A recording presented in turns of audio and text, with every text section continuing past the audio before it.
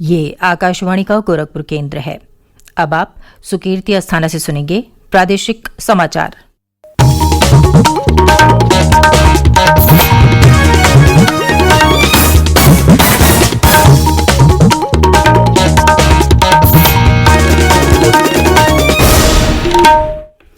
पहले मुख्य समाचार।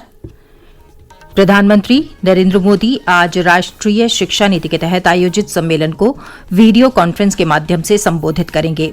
मुख्यमंत्री योगी आदित्यनाथ ने कोविड-19 के खिलाफ लड़ाई को और तीव्र करने के निर्देश दिए। कहा, संक्रमण पर नियंत्रण के लिए अधिक सक्रिय होकर कार्य करना जरूरी। देश में कोविड-19 से अब तक 13 लाख से ज्यादा रोगी स्वस्थ हुए। प्रदेश में ठीक होने वालों की संख्या 63,400 से अधिक हुई और राज्य की कई नदियां उफान पर। मुख्यमंत्री ने तटबंधों की सुरक्षा के लिए लगातार निगरानी के दिए निर्देश। और अब समाचार विस्तार से। प्रधानमंत्री नरेंद्र मोदी आज राष्ट्रीय शिक्षा नीति के तहत उच्च शिक्षा में परिवर्तनकारी सुधारों के बारे में आयोजित सम्मेलन के अंतर्गत उद्घाटन भाषण देंगे। इस सम्मेलन का आयोजन वीडियो कॉन्फ्रेंस के जरिए किया जा रहा है। इसमें राष्ट्रीय शिक्षा नीति 2020 के अंतर्गत शिक्षा के महत्वपूर्ण पहलुओं को समर्पित सत्र आयोजित किए जाएंगे। इनमें समावेशी शिक्षा, भावी शिक्षा, गुणवत्तापूर्ण अनुसंधान और शिक्षा में बेहतर अनुसंधान के लिए प्रौद्योगिकी का समान उपयोग जैसे विषय शामिल हैं।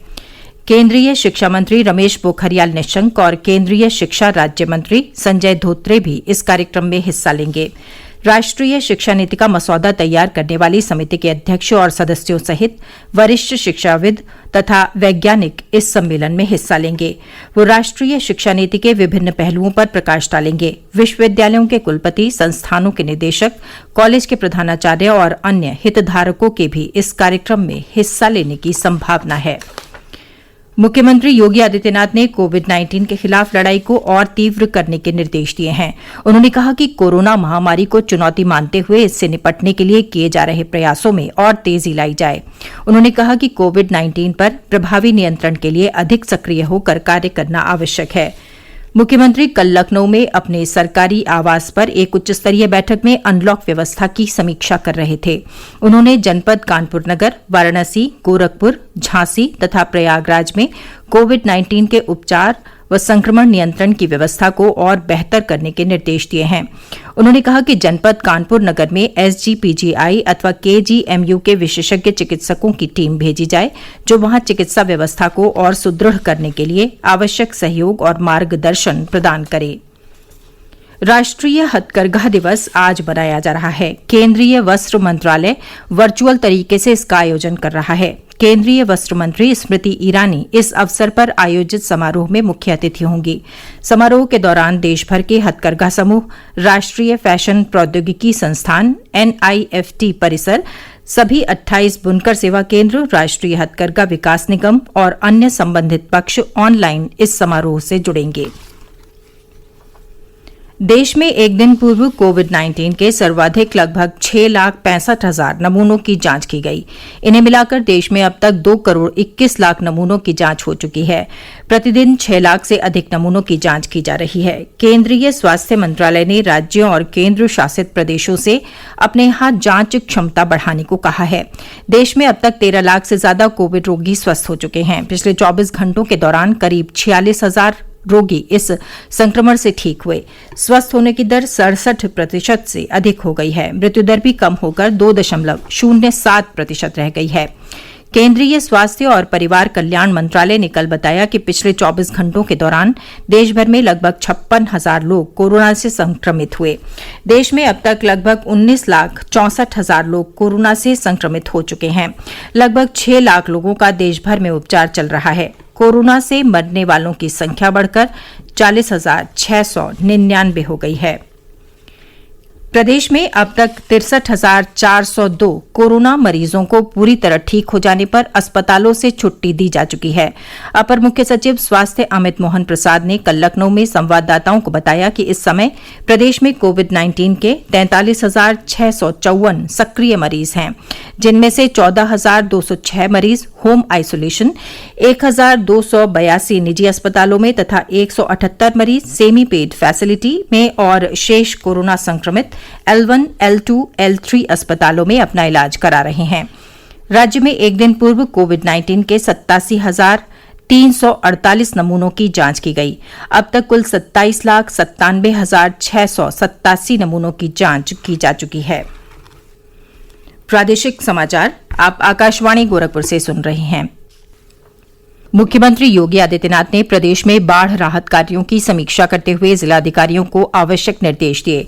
लखनऊ में कल एक बैठक में श्री योगी ने तटबंधों की लगातार पेट्रोलिंग सुनिश्चित करने को कहा, जिससे बांधों में कटान की लगातार निगरानी होती रहे। उन्होंने जिलाधिकारियों को बाढ़ग्रस्त क्षेत्रों में आवश्यक संख्याएं में नौकाएं उपलब्ध करने के निर्देश दिए। उन्होंने साथ ही जल जनित और वेक्टर जनित रोगों की रोकथाम के लिए आवश्यक कार्रवाई करते हुए समुचित मात्रा में औषधियां उपलब्ध कराने के भी निर्देश दिए। इस बीच प्रदेश में कई नदियों का जलस्तर लगातार खतरे के निशान के ऊपर बना हुआ है। राप्ती नदी गोरखपुर में, सरयू नदी अयोध्या, बलिया और बाराबंकी में तथा शारदा नदी लखीमपुर खीरी के पलिया कला में लाल निशान के ऊपर बह रही है। प्रदेश के कैबिनेट मंत्री अनिल राजभर ने कल लखनऊ में संवाददाताओं को बताया कि राज्य के 2 और जिले बलिया और महाराजगंज भी बाढ़ की चपेट में आ गए हैं, जिसके बाद राज्य में बाढ़ से प्रभावित जिलों की संख्या बढ़कर 17 हो गई है। उन्होंने कहा कि तटबंधों की लगातार निगरानी की जाए और उन्हें सुरक्षित रखने के लिए सभी आवश्यक उपाय किए जाएं। देश की पहली किसान स्पेशल पार्सल ट्रेन यानी किसान रेल आज से चलने लगेगी।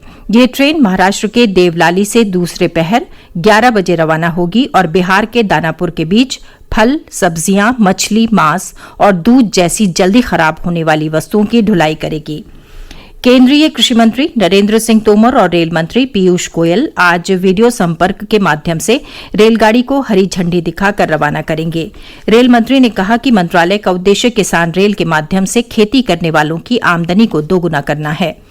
किसान रेल में वातानुकूलित डब्बे बनाए गए हैं और इसके माध्यम से देश भर में मछली, मांस और दूध सहित जल्दी खराब होने वाली कई वस्तुएं निर्बाध रूप से पहुंचाई जा सकेंगी।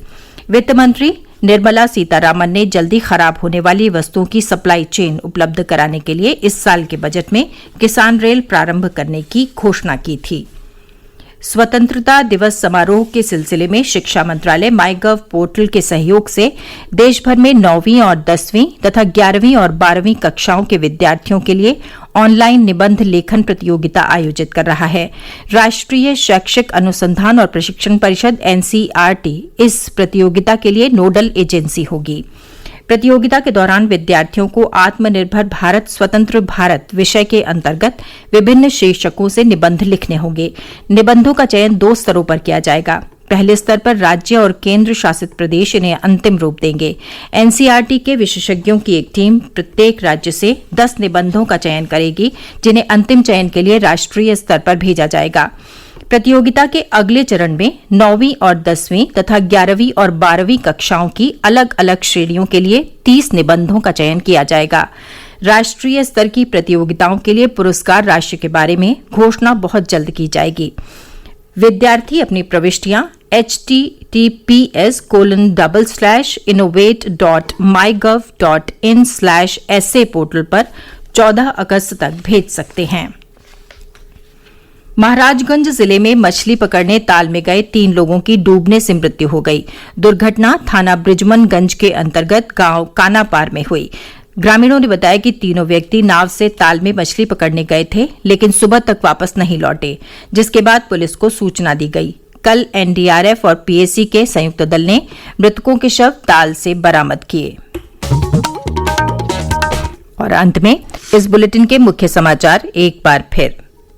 प्रधानमंत्री नरेंद्र मोदी आज राष्ट्रीय शिक्षा नीति के तहत आयोजित सम्मेलन को वीडियो कॉन्फ्रेंस के माध्यम से संबोधित करेंगे। मुख्यमंत्री योगी आदित्यनाथ ने कोविड-19 के खिलाफ लड़ाई को और तीव्र करने के निर्देश दिए। कहा, संक्रमण पर नियंत्रण के लिए अधिक सक्रिय होकर कार्य करना जरूरी। देश में कोविड-19 से अब तक 13 लाख से ज्यादा रोगी स्वस्थ हुए। प्रदेश में ठीक होने वालों की संख्या 63,400 से अधिक हुई। और राज्य की कई नदियां उफान पर। मुख्यमंत्री ने तटबंधों की सुरक्षा के लिए लगातार निगरानी के दिए निर्देश। इसके साथ ही समाचार बुलेटिन समाप्त हुआ। नमस्कार।